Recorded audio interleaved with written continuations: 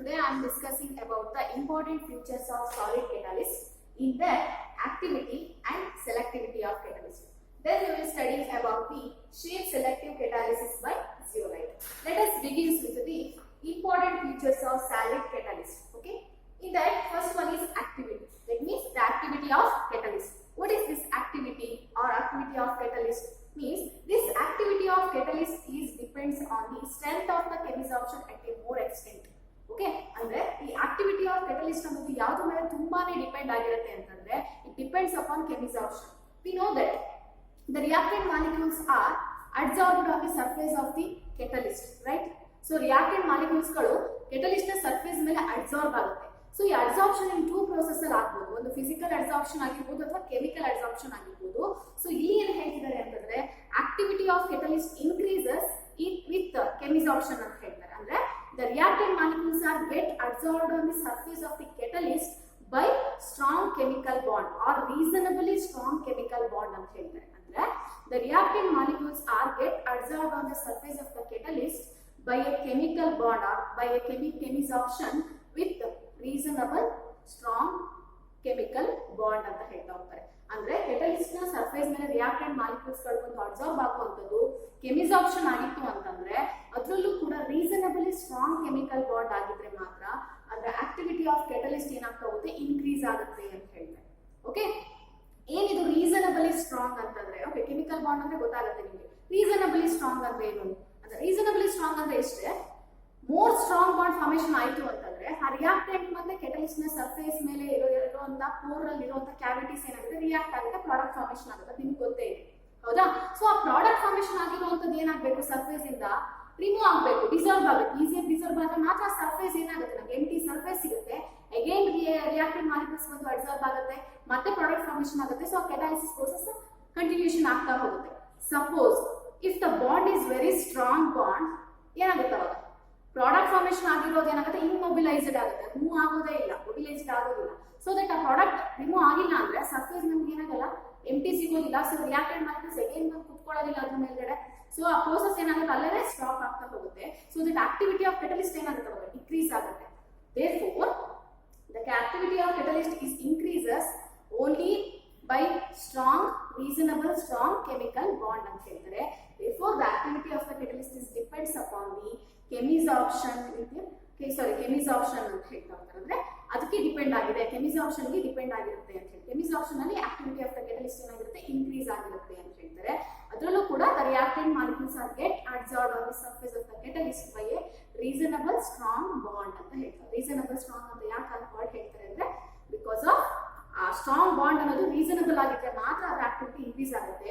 Otherwise ಏನಾಗುತ್ತೆ, activity ಅಲ್ಲೇ stop ಆಗುತ್ತೆ ಅಂತ ಹೇಳ್ತಾರೆ.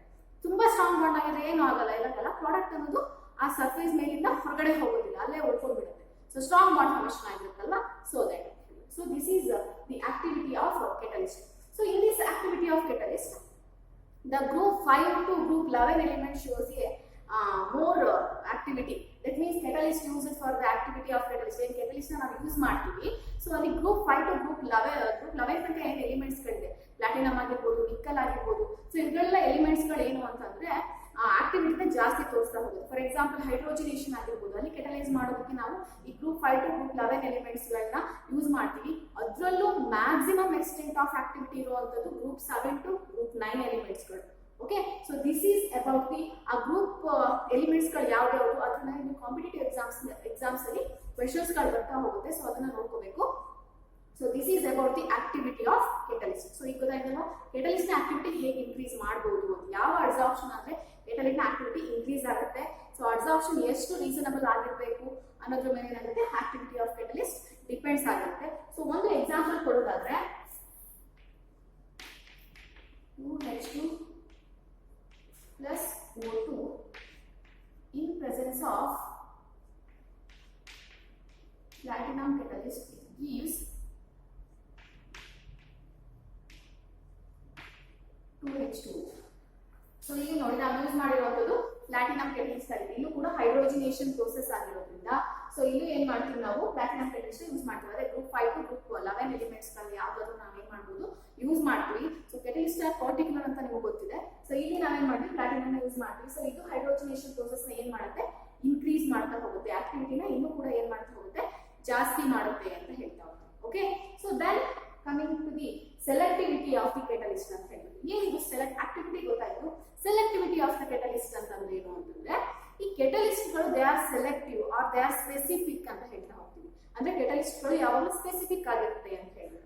ಏನಿದು ಸ್ಪೆಸಿಫಿಕ್ ಅಂತಂದ್ರೆ, the substance which act as a catalyst for only one reaction, it may fail to act as catalyst for other reaction ಅಂತ ಹೇಳ್ತೀವಿ. ಅಂದ್ರೆ ಒಂದು ಕೆಟಲಿಸ್ಟ್ ಒಂದು ರಿಯಾಕ್ಷನ್ ನ ಮಾತ್ರ ಕೆಟಲೈಸ್ ಮಾಡ್ತಾ ಹೋಗುತ್ತೆ ಅಂತ ಹೇಳ್ಬಿಟ್ಟು, ಅಂದ್ರೆ ಕೆಟಲೈಸ್ ಮಾಡ್ತಾ ಹೋಗುತ್ತೆ. ಸೊ ಅದೇ ಬೇರೆ ರಿಯಾಕ್ಷನ್ ಗೆ ನಾವು ಅದೇ ಕೆಟಲಿಸ್ಟ್ ನ ಯೂಸ್ ಮಾಡಿದ್ರೆ ಅದು ಪರ್ಟಿಕ್ಯುಲರ್ ಆದಂತ ಪ್ರಾಡಕ್ಟ್ ಫಾರ್ಮೇಶನ್ ಆಗೋದಿಲ್ಲ ಅಂತ ಹೇಳ್ತಾ ಹೋಗ್ತೀವಿ. ಅಂದ್ರೆ ಒಂದು ರಿಯಾಕ್ಷನ್ ಯೂಸ್ ಮಾಡಿದ ಕೆಟಲಿಸ್ಟ್ ನ ಇನ್ನೊಂದು ರಿಯಾಕ್ಷನ್ ಯೂಸ್ ಮಾಡಕ್ ಹೋದ್ರೆ ಅದು ಅಲ್ಲಿ ಕೆಟಲೈಸ್ ಮಾಡೇ ಮಾಡುತ್ತೆ ಅಂತ ಹೇಳಕ್ ಬರೋದಿಲ್ಲ. ಇಟ್ ಮೇ ಫೇಲ್ ಅಂತ ಹೇಳ್ತಾರೆ. ಇಟ್ ಮೇ ಫೇಲ್ ಆಗುತ್ತೆ ಅಂತಲ್ಲ, ಇಟ್ ಮೇ ಫೇಲ್ ಅಂತ ಹೇಳ್ತೇವೆ. So that catalyst are selective ಅಂತ ಹೇಳ್ತಾ ಹೋಗ್ತೀವಿ ನಾವು. ಅರ್ಥ ಆಗ್ತಿದ್ಯಾ? So the substance which act as catalyst for only one reaction, it may fail to act as catalyst for another reaction ಅಂತ ಹೇಳ್ತಾ ಹೋಗ್ತೀವಿ. ಸೊ ಒಂದು ಬೆಸ್ಟ್ ಎಕ್ಸಾಂಪಲ್ ತಗೋಣ. ಒಂದು ರಿಯಾಕ್ಟೆಂಟ್ ನ ಕನ್ಸಿಡರ್ ಮಾಡ್ಕೋಣ. ಕಾರ್ಬನ್ ಮೊನಾಕ್ಸೈಡ್ ಮತ್ತೆ ಡೈಹೈಡ್ರೋಜನ್ ಗ್ಯಾಸ್ ತಗೋಣ. ಅವೆರಡು ರಿಯಾಕ್ಟೆಂಟ್ಸ್ ಆಗಿ ಆಕ್ಟ್ ಮಾಡ್ತವೆ. ಸೊ ಅಲ್ಲಿ ನಾವು ಕೆಟಲಿಸ್ಟ್ ನ ಚೇಂಜ್ ಮಾಡ್ತಾ ಬಂದ್ರೆ ಪ್ರಾಡಕ್ಟ್ ಏನಾಗ್ತಾ ಹೋಗುತ್ತೆ, ಅಲ್ಲಿ ಚೇಂಜ್ ಆಗ್ತಾ ಹೋಗುತ್ತೆ. ಅರ್ಥ ಆಗ್ತಿದ್ಯಾ? ಅಂದ್ರೆ ಡಿಫ್ರೆಂಟ್ ಕೆಟಲಿಸ್ಟ್ ಗಳು ಡಿಫ್ರೆಂಟ್ ಪ್ರಾಡಕ್ಟ್ ಗಳನ್ನ ಕೊಡ್ತಾ ಹೋಗುತ್ತೆ ವಿತ್ ಸೇಮ್ ರಿಯಾಕ್ಟೆಂಟ್ಸ್. ಗೊತ್ತಾಗ್ತಿದೆ? ಸೊ ದಟ್ ಅದು ಏನ್ ಇಂಡಿಕೇಟ್ ಮಾಡುತ್ತೆ ಅಂದ್ರೆ ಒಂದು ಕೆಟಲಿಸ್ಟ್ ಒಂದು ರಿಯಾಕ್ಷನ್ ಮಾತ್ರ ಏನಾಗುತ್ತೆ, ಅಲ್ಲಿ ಪರ್ಟಿಕ್ಯುಲರ್ ಆಗಿರುತ್ತೆ, ಸ್ಪೆಸಿಫಿಕ್ ಆಗಿರುತ್ತೆ. ಆ ಕೆಟಲಿಸ್ಟ್ ಯೂಸ್ ಮಾಡಿದ್ರೆ ಮಾತ್ರ ಆ ಪ್ರಾಡಕ್ಟ್ ಫಾರ್ಮೇಶನ್ ಆಗುತ್ತೆ. ಅದರ್ವೈಸ್ ಪ್ರಾಡಕ್ಟ್ ಏನಾಗ್ತಾ ಹೋಗುತ್ತೆ, ಚೇಂಜಸ್ ಆಗ್ತಾ ಹೋಗುತ್ತೆ. Okay, let us see one by one. First carbon monoxide reacts with dihydrogen in presence of nickel catalyst. It gives methane plus water vapor. Okay, ಈ reaction ನೀವು ನೋಡ್ತಾ ಇದ್ದೀರಾ. ಈ ರಿಯಾಕ್ಷನ್ ಅಲ್ಲಿ carbon monoxide reacts with dihydrogen in presence of nickel catalyst. ಓಕೆನಾ? So ಇದು ಈ catalyst ಆಗಿ ಆಕ್ಟ್ ಮಾಡ್ತಾ ಇದೆ. nickel acts as catalyst. ಓಕೆನಾ? it gives methane and water vapor. methane ಮತ್ತೆ ವಾಟರ್ ವೇಪರ್ ನ ಕೊಡ್ತಾ ಇದೆ. ಸೇಮ್ ರಿಯಾಕ್ಟೆಂಟ್ ನ ನಾವು ಕನ್ಸಿಡರ್ ಮಾಡೋಣ.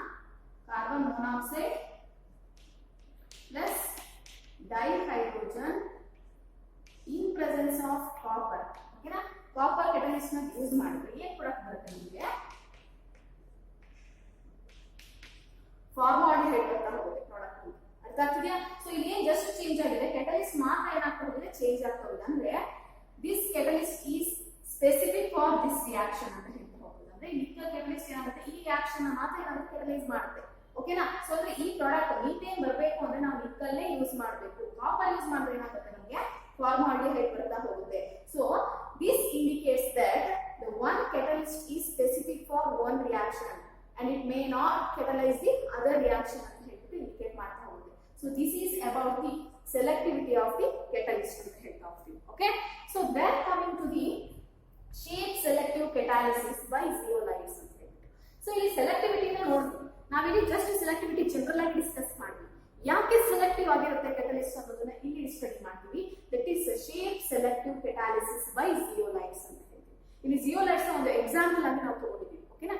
ಸೊ ಏನು ಫಸ್ಟ್ ಶೇಪ್ ಸೆಲೆಕ್ಟಿವ್ ಕೆಟಾಲಿಸಿಸ್ ಅಂದ್ರೆ ಏನು ಅಂತ ನೋಡೋದಾದ್ರೆ, in this type of catalysis it depends upon the pore structure of the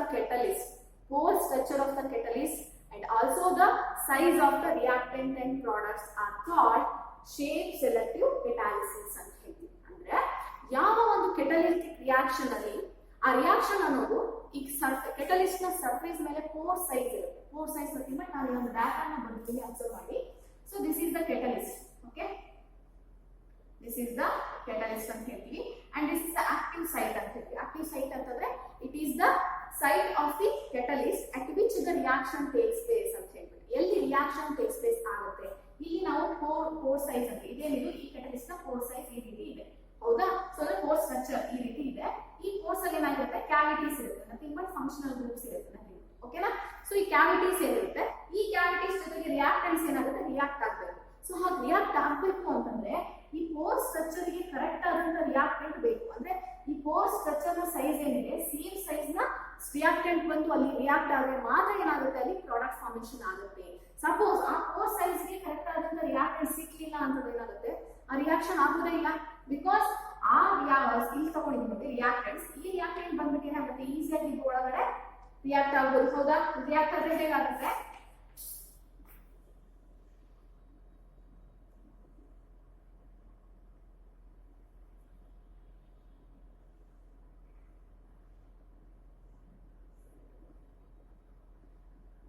so ಇದು ಕೆಟಲಿಸ್ಟ್ ನೋಡ್ತಾ ಇದ್ದೀರಲ್ವಾ. ಸೊ ಈಗ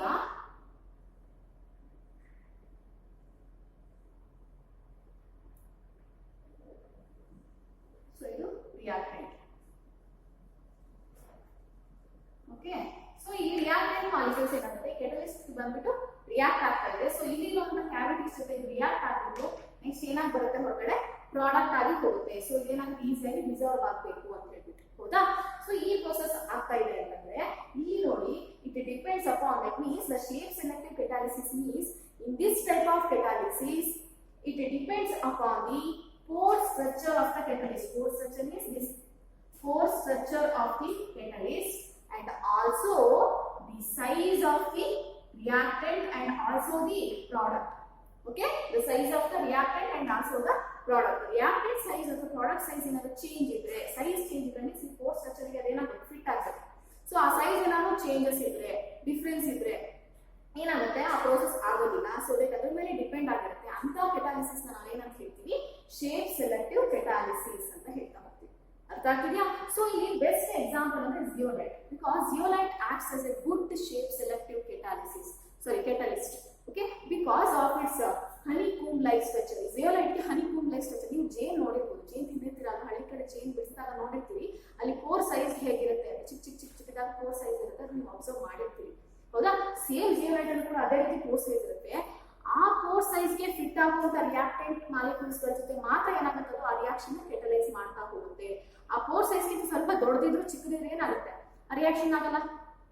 ಇನ್ನ ಬೆಸ್ಟ್ ಎಕ್ಸಾಂಪಲ್ ನಿಮಗೆ ಶೇಪ್ ಸೆಲೆಕ್ಟಿವ್ ಗೊತ್ತಾಗಬೇಕು, ಕ್ಲಿಯರ್ ಆಗಬೇಕು ಅಂದ್ರೆ ಮನೇಲಿ ಕಾಫಿ ಮಾಡ್ತೀವಿ ನಾವು. ಹೌದಾ? ಕಾಫಿನ ಫಿಲ್ಟರ್ಗೆ ಹಾಕ್ತೀವಿ. ಯಾಕೆ ಫಿಲ್ಟರ್ಗೆ ಹಾಕ್ತೀವಿ? ನಮಗೆ ಡಿಕಾಕ್ಷನ್ ಬೇಕು, ಅದರಲ್ಲಿರುವಂತ ಪೌಡರ್ ಏನಾಗಬೇಕು ಫಿಲ್ಟರ್ ಆಗಬೇಕು. ಸೊ ಪೌಡರ್ ಫಿಲ್ಟರ್ ಆಗಬೇಕು ಅಂತಂದ್ರೆ ಆ ಫಿಲ್ಟರ್ ಅಲ್ಲಿ ಇರುವಂತ ಹೇಳಿ ಮಧ್ಯದಲ್ಲಿರುತ್ತೆ ನಾವೇನು ಸೋಸೈಟಿ ಅಂತ ಹೇಳ್ತೀವಿ. ಸೊ ಅದರ ಪೋರ್ ಸೈಜ್ ಮೇಲೆ ಡಿಪೆಂಡ್ ಆಗಿರುತ್ತೆ. ಆ ಪೋರ್ ಸೈಜ್ ತುಂಬಾ ದೊಡ್ಡದಿತ್ತು ಅಂತಂದ್ರೆ ಕಾಫಿ ಪೌಡರ್ ಏನೋ ಇರುತ್ತೆ, ಡಿಕಾಕ್ಷನ್ ಜೊತೆ ಮಿಕ್ಸ್ ಆಗುತ್ತೆ. ನಾವು ಫಿಲ್ಟರ್ ಮಾಡ್ತಿರೋದೇ ಆ ಪೌಡರ್ನ ಸಪರೇಟ್ ಮಾಡಬೇಕು, ಮೀನ್ಸ್ ಸಾಲಿಡ್ ಮೆಟೀರಿಯಲ್ ಸಪರೇಟ್ ಮಾಡಬೇಕು ಅಂತ ಹೇಳ್ಬಿಟ್ಟು. ಸೊ ದಟ್ ಆ ಪೋರ್ ಸೈಜ್, ಆ ಫಿಲ್ಟರ್ ಅನ್ನೋದು ಯಾವ್ದ್ರ ಮೇಲೆ ಡಿಪೆಂಡ್ ಆಗಿರುತ್ತೆ ಅಂತಂದ್ರೆ ಡಿಕಾಕ್ಷನ್ ನಮಗೆ ಪ್ಯೂರಿಟಿ ಆ ಪೋರ್ ಸೈಜ್ ಮೇಲೆ ಡಿಪೆಂಡ್ ಆಗಿರುತ್ತೆ. ಆ ಪೋರ್ ಸೈಜ್ ಏನಿರುತ್ತೆ ಅದ್ರ ಮೇಲೆ ಕಾಫಿ ಪೌಡರ್ ಫಿಲ್ಟರ್ ಆಗ್ತಾ ಹೋಗುತ್ತೆ. ಪೋರ್ ಸೈಜ್ ಚಿಕ್ಕದಿತ್ತು ಅಂತಂದ್ರೆ ಕಾಫಿ ಪೌಡರ್ ಹಾಗೆ ಉಳ್ಕೊಳ್ಳುತ್ತೆ. ಸಪೋಸ್ ಅದು ದೊಡ್ಡ ಆಯ್ತು ಅಂತಂದ್ರೆ ಏನಾಗುತ್ತೆ, ಡಿಕಾಕ್ಷನ್ ಜೊತೆ ಮಿಕ್ಸ್ ಆಗುತ್ತೆ ಅಷ್ಟೇನೆ. ಸೊ ಇಲ್ಲೂ ಕೂಡ ಈ ಕೆಟಲಿಸ್ಟ್ ನ ಪೋರ್ ಸೈಜ್ ಏನಿದೆ ಅಥವಾ ಸ್ಟ್ರಕ್ಚರ್ ಏನಿದೆ ಅದಕ್ಕೆ ರಿಯಾಕ್ಟೆಂಟ್ ನ ಸೈಜ್ ಫಿಕ್ಸ್ ಆಯ್ತು ಅಂತಂದ್ರೆ ಅಥವಾ ಕನೆಕ್ಟ್ ಆಯ್ತು, ರಿಯಾಕ್ಟ್ ಆಯ್ತು ಅಂತಂದ್ರೆ ಮಾತ್ರ ನಮಗೆ ಪ್ರಾಡಕ್ಟ್ ಫಾರ್ಮೇಶನ್ ಆಗುತ್ತೆ. ಅದರ್ವೈಸ್ ಆ ರಿಯಾಕ್ಷನ್ ಏನಾಗುತ್ತೆ ಅಲ್ಲಿ ಆಗೋದೇ ಇಲ್ಲ. ಅರ್ಥ ಆಗ್ತಿದೆ? Therefore catalysts are called selective ಅಂತ ಹೇಳ್ತೀವಿ and also catalysts are called as shape selective ಅಂತ ಹೇಳ್ತೀವಿ. ಕೆಲವೊಂದು catalysts ಗಳು shape selective ಆಗಿರ್ತವೆ. ಅದರಲ್ಲಿ ಬೆಸ್ಟ್ ಎಕ್ಸಾಂಪಲ್ ಅದು ಜಿಯೋಲೈಟ್. ಯಾಕೆ ಅಂದ್ರೆ ಅದಕ್ಕೆ ಹನಿಕೂಮ್ ಲೈಕ್ ಸ್ಟ್ರಕ್ಚರ್ ಇರುತ್ತೆ. ನಾವು ಜಿಯೋಲೈಟ್ಸ್ ನ ಏನಂತ ಹೇಳ್ತೀವಿ ಅಂತಂದ್ರೆ these are the aluminosilicates ಅಂತ ಹೇಳ್ತೀವಿ. ಜಿಯೋಲೈಟ್ಸ್ ಆರ್ ಮೈಕ್ರೋಪೋರಸ್ ಅಲ್ಯುಮಿನೋಸಿಲಿಕೇಟ್ಸ್ ಅಂತ ಹೇಳ್ತೀವಿ. ಮೈಕ್ರೋಪೋರಸ್ ಅಂದ್ರೆ ಅದರ ಪೋರ್ ಸ್ಟ್ರಕ್ಚರ್ ತುಂಬಾ ಚಿಕ್ಕದಿರುತ್ತೆ ಅಂತ ಹೇಳ್ತೀವಿ. ಅಂಡ್ ಇಟ್ ಈಸ್ ಅಲ್ಯುಮಿನೋಸಿಲಿಕೇಟ್ಸ್ ಅಂತಂದ್ರೆ ಸೊ ಇಲ್ಲಿ ಈ ರೀತಿ ಫಾರ್ಮ್ ಅಲ್ಲಿ ಇರುತ್ತೆ. ಅಲ್ಯುಮಿನೋಸಿಲಿಕೇಟ್ಸ್ ಅಂದ್ರೆ ALOSI ಈ ರೀತಿ ಫಾರ್ಮೇಶನ್ ಇರುತ್ತೆ. ಏನಾಗುತ್ತೆ ಅಂದ್ರೆ ಸಿಲಿಕೇಟ್ಸ್ ಏನಿರುತ್ತೆ ಆ ಸಿಲಿಕೇಟ್ಸ್ ಅಲ್ಲಿ ನಾವು ಒಂದು ಸಿಲಿಕೇಟ್ಸ್ ನ ಏನ್ ಮಾಡ್ತೀವಿ ಇಲ್ಲಿ ರೀಪ್ಲೇಸ್ ಮಾಡ್ತೀವಿ. ಅಲ್ಯೂಮಿನಿಯಂ ನ ರೀಪ್ಲೇಸ್ ಮಾಡಿದಾಗ ನಮಗೆ ALOSI ಫಾರ್ಮೇಶನ್ ಇರುತ್ತೆ. ಈ ರೀತಿ ಇರುವಂತ ಅರೇಂಜ್ಮೆಂಟ್ ಹನಿಕೂಮ್ ಲೈಕ್ ಫಾರ್ಮ್ ಅಲ್ಲಿ ಫಾರ್ಮೇಶನ್ ಆಗಿರುತ್ತೆ. ಅದನ್ನ ನಾವು ಜಿಯೋಲೈಟ್ಸ್ ಅಂತ ಹೇಳ್ತೀವಿ. ಸೊ ಜಿಯೋಲೈಟ್ಸ್ ಆರ್ ಮೈಕ್ರೋಪೋರಸ್ ಅಲ್ಯುಮಿನೋಸಿಲಿಕೇಟ್ಸ್ ಅಂತ ಹೇಳ್ತೀವಿ. ಫಸ್ಟ್ ಇಯರ್ ಅಲ್ಲಿ ಓದಿರ್ತೀವಿ ಜಿಯೋಲೈಟ್ಸ್ ಬಗ್ಗೆ ಆಗಿರ್ಬೋದು, ಸಿಲಿಕೇಟ್ಸ್ ಬಗ್ಗೆ ಆಗಿರ್ಬೋದು, ಹೈಡ್ರೋಜನ್ ಚಾಪ್ಟರ್ಸ್ ಬರುತ್ತೆ. ಓಕೆ, ನೆಕ್ಸ್ಟ್ ಹಿಯರ್ ದಿ ಅಲ್ಯುಮಿನೋಸಿಲಿಕೇಟ್ಸ್ ಅಂತ ಏನ್ ಹೇಳ್ತೀವಿ, ಇಲ್ಲೂ ಕೂಡ ಹನಿಕೂಮ್ ಲೈಕ್ ಸ್ಟ್ರಕ್ಚರ್ ಇರೋದ್ರಿಂದ ಇಲ್ಲಿ ರಿಯಾಕ್ಟೆಂಟ್ ಮಾಲಿಕ್ಯೂಲ್ಸ್ ಗಳು ಬಂದು ಆ ಪೋರ್ ಸೈಜ್ ಗೆ ರಿಯಾಕ್ಟ್ ಆಗುತ್ತೆ. ಅಲ್ಲಿರುವಂತ ಕ್ಯಾವಿಟೀಸ್ ಫಂಕ್ಷನಲ್ ಗ್ರೂಪ್ಸ್ ಏನಿರುತ್ತೆ ಅದ್ರ ಜೊತೆ ರಿಯಾಕ್ಟ್ ಆಗಿ ಪ್ರಾಡಕ್ಟ್ ಫಾರ್ಮೇಶನ್ ಆಗುತ್ತೆ. therefore zeolites are called shape selective catalysts ಅಂತ ಹೇಳ್ತೀವಿ. Okay, so these zeolites are widely used in petroleum industries. So ಇದನ್ನ ಪೆಟ್ರೋಲಿಯಂ ಇಂಡಸ್ಟ್ರಿ ಯೂಸ್ ಮಾಡ್ತಾರೆ because it cracks the hydrocarbons easily ಅಂತ ಹೇಳ್ತೀವಿ. ಅಂದ್ರೆ ಕಾರ್ಬನ್ ಈಸಿಯಾಗಿ ಏನ್ ಮಾಡುತ್ತೆ ಕ್ರ್ಯಾಕ್ ಮಾಡುತ್ತೆ ಇದು. ಸೊ ಬೆಸ್ಟ್ ಎಕ್ಸಾಂಪಲ್ ಅಂತಂದ್ರೆ ಜಿಯೋಲೈಟ್ಸ್ ನ ಕೆಟಲಿಸ್ಟ್ ZSM5 ಅಂತ ಹೇಳ್ತೀವಿ. It is very important. ZSM5 this is the catalyst of zeolite ನ ಒಂದು ಕೆಟಲಿಸ್ಟ್ ಇದು. ಸೊ ಇದನ್ನ ನಾವು ಏನು ಯೂಸ್ ಮಾಡ್ತೀವಿ ಅಂದ್ರೆ ಪೆಟ್ರೋಲಿಯಂ ಇಂಡಸ್ಟ್ರೀಸ್ ಅಲ್ಲಿ ಯೂಸ್ ಮಾಡ್ತೀವಿ. ಇದು ಈಸಿಯಾಗಿ ಆಲ್ಕೋಹಾಲ್ ನ ಡೈರೆಕ್ಟ್ ಆಗಿ ಗ್ಯಾಸೋಲಿನ್ ಆಗಿ ಕನ್ವರ್ಟ್ ಮಾಡುತ್ತೆ. ಓಕೆ, ಗ್ಯಾಸೋಲಿನ್ ಅಂದ್ರೆ ಪೆಟ್ರೋಲ್. ಸೊ ಆಲ್ಕೋಹಾಲ್ ನ ಡೈರೆಕ್ಟ್ ಆಗಿ ಗ್ಯಾಸೋಲಿನ್ ಆಗಿ ಕನ್ವರ್ಟ್ ಮಾಡುತ್ತೆ. ಸೊ ಇದನ್ನ ತುಂಬಾ ವೈಡ್ಲಿ ಯೂಸ್ ಮಾಡ್ತಾರೆ ಪೆಟ್ರೋಲಿಯಂ ಇಂಡಸ್ಟ್ರೀಸ್ ZSM5 ಅಂತ ಹೇಳ್ಬಿಟ್ಟು. Okay, so this is about the shape selective catalysis by zeolite. I think clear ಆಯ್ತು ಅಂತ ಅನ್ಕೋತೀನಿ ಏನ್ ಶೇಪ್ ಸೆಲೆಕ್ಟಿವ್ ಅಂದ್ರೆ. ಇನ್ನೊಂದು ಲಾಸ್ಟ್ ಎಕ್ಸಾಂಪಲ್ ಹೇಳ್ತೀನಿ ಶೇಪ್ ಸೆಲೆಕ್ಟಿವ್, ತುಂಬಾ ಚೆನ್ನಾಗಿ ಅರ್ಥ ಆಗುತ್ತೆ. ನೀವು ಲಾಕ್ ಮತ್ತೆ ಕೀನ ನೋಡಿದ್ರೆ ಮನೆಗಳಲ್ಲಿ ಯೂಸ್ ಮಾಡ್ತೀವಿ ಲಾಕ್ ಮತ್ತೆ ಕೀ, ಹೌದಾ? ಸೊ ಯಾವ ಕೀ ಬೇಕಾದ್ರೆ ತಗೊಂಡು ಲಾಕ್ ನ ಯಾವ ಲಾಕ್ ಬೇಕಾದ್ರೆ ಓಪನ್ ಮಾಡ್ಬೋದಾ? ಇಲ್ಲ, ಆ ಲಾಕಿಗೆ ಅದೇ ಪರ್ಟಿಕ್ಯುಲರ್ ಕೀ ಅಂತ ಇರುತ್ತೆ. ಹಾಗೆ ಒಂದು ರಿಯಾಕ್ಷನ್ ಗೆ ಅದೇ ಆದಂತ ಕೆಟಲಿಸ್ಟ್ ಅಂತ ಇರುತ್ತೆ. ಸೊ ಆ ಕೆಟಲಿಸ್ಟ್ ಯೂಸ್ ಮಾಡಿದ್ರೆ ಮಾತ್ರ ರಿಯಾಕ್ಷನ್ ಏನಾಗುತ್ತೆ ಪ್ರೊಸೀಡ್ ಆಗುತ್ತೆ, ಅದೇ ಪ್ರಾಡಕ್ಟ್ ಬರುತ್ತೆ, ಪರ್ಟಿಕ್ಯುಲರ್ ಪ್ರಾಡಕ್ಟ್ ಬರುತ್ತೆ. ನಾವು ಯಾವ್ದಾವ್ದೋ ಕೆಟಲಿಸ್ಟ್ ಯೂಸ್ ಮಾಡ್ತೀವಿ ಅಂದ್ರೆ ಆ ರಿಯಾಕ್ಷನ್ ಏನಾಗಲ್ಲ, ಪ್ರೊಸೀಡ್ ಆಗೋದಿಲ್ಲ. ಹೇಗೆ ನಾವು ಆ ಕೀ ಸೈಜ್, ನೀವು ಕೀ ನೋಡಿದ್ರೆ ಕೀ ಅಲ್ಲಿ ಒಂಥರ ಶೇಪ್ ಸೈಜ್ ಇರುತ್ತೆ, ಲಾಕ್ ಅಲ್ಲೂ ಸೇಮ್ ಅದೇ ರೀತಿನೇ ಆ ಸೈಜ್ಗೆ ತಕ್ಕನಾದಂತ ಸ್ಟ್ರಕ್ಚರ್ ಇರುತ್ತೆ ಲಾಕ್ ಅಲ್ಲಿ. ಸೊ ಅದನ್ನ ಹಾಕಿದ್ರೆ ಮಾತ್ರ ಲಾಕ್ ಏನಾಗುತ್ತೆ ಓಪನ್ ಆಗುತ್ತೆ. ಅದರ್ವೈಸ್ ನೀವು ಯಾವ್ಯಾವ ಲಾಕ್ ಹಾಕಿ ತಿರ್ಗಿಸ್ತೀನಿ ಅಂತಂದ್ರೆ ಏನಾಗಲ್ಲ, ಅದು ಓಪನ್ ಆಗೋದಿಲ್ಲ. ಕರೆಕ್ಟ್ ಅಲ್ವಾ? So that this is about the selectivity of the catalyst. Okay, so in this session we are already discussed about important features of solid catalyst, in that activity of the catalyst and selectivity of the catalyst, and then studied about shape selective catalysis by zeolites. So today's session is over, and if you like my teaching, please like, share and subscribe. Thank you.